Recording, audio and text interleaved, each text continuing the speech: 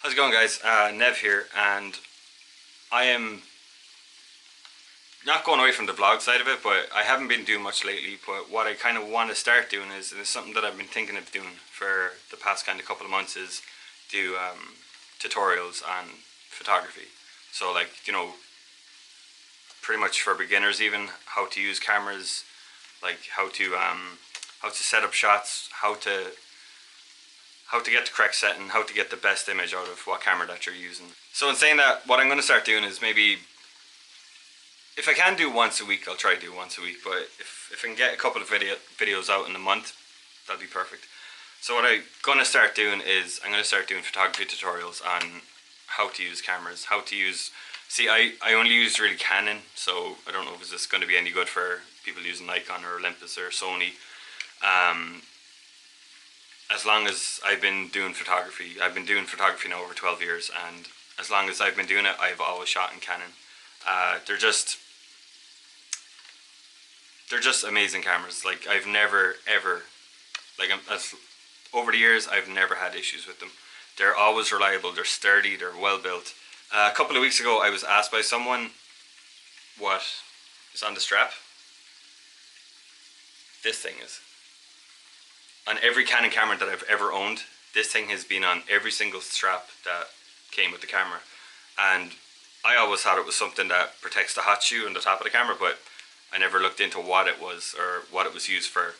And it was only in the past couple of weeks I figured out what this thing is, and it's the most helpful little thing ever. It's mainly used for when you're doing long exposures, so nighttime photography, if you're doing star trails or astrophotography. It's mainly used for that, and what it is used for is to prevent a light leak getting into your viewfinder. Even though the light comes in through the front of the camera, some light can still leak in and interfere with your photograph. So the best way to put the thing on is, you can obviously take it off this if you want, your little viewfinder thing, you pop that off, wherever it's gone.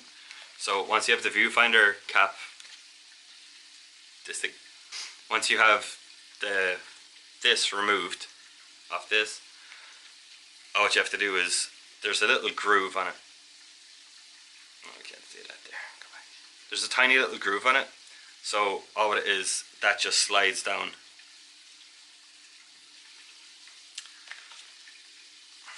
There you go. So that slides down and actually blocks the light completely. Just for an example, just to show you what I'm talking about, is the best thing is if you put your camera on the B, on the bulb setting. The bulb setting is used for any exposures that are longer than 30 seconds. The camera will automatically have a setting for having the shutter open for 30 seconds. But if you want to shoot longer than 30 seconds, like a minute, 2 minutes, 5 minutes, 20 minutes,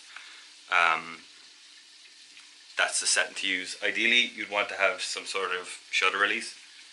The likes of these things, I use a wireless one. They're handy because you don't need to be beside the camera when you're triggering the photo. So one example to show you how light gets into the back of the phone.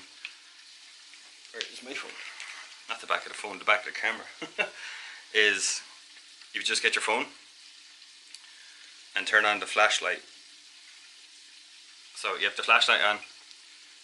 Just set that to manual. So I'm going to take a photo for 1 minute, and then I'm just going to get the light of the phone and hold that into the viewfinder. So that's, the shutter is open, so I'm shining the light directly into it. Like, you wouldn't get this much of intense light, but if you're shooting with, traffic behind you, cars could be constantly passing you, there's constant light hitting, or if you have a street light or any light behind you. 70, 59, 60. So that's 1 minute of a photograph. And to show you, go back. I know I have the lens cap on, so it's just a black photo. I was just trying to show you an example of that is what happens. That's what happens on a minute long exposure with a light shining in the back of the viewfinder. So this thing, I'll do another example with this. I don't know the name of it. That thing, and I'll show you the photograph. So 2 seconds. So the second you have a slit on, it'll look like this. It's a secure that's not going anywhere. It's really just little grooves on it as well to hold the thing in place. So I'm going to do the same thing again. I'm going to do a minute long exposure, and I'm going to shine the light into the back as well. So shutter open. Just going to move the light around to the edges to see if I can get any light leak. So I'm going to do this for 1 minute. 3, 2, 1.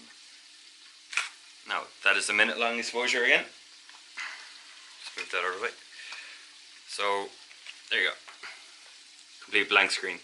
So the photo, that was it with the light shining into the viewfinder. And that's it without it.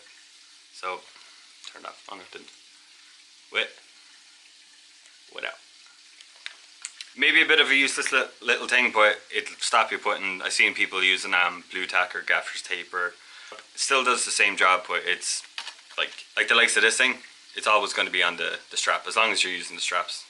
Like it's be able to transfer it, or even just keep it around your camera bag. I hope you find that some of it helpful if it's something that you're into. Well, it's more the lines of doing long exposure photography. I know it's a weird one to start off with, but this one has been annoying me for a long time to make a video on.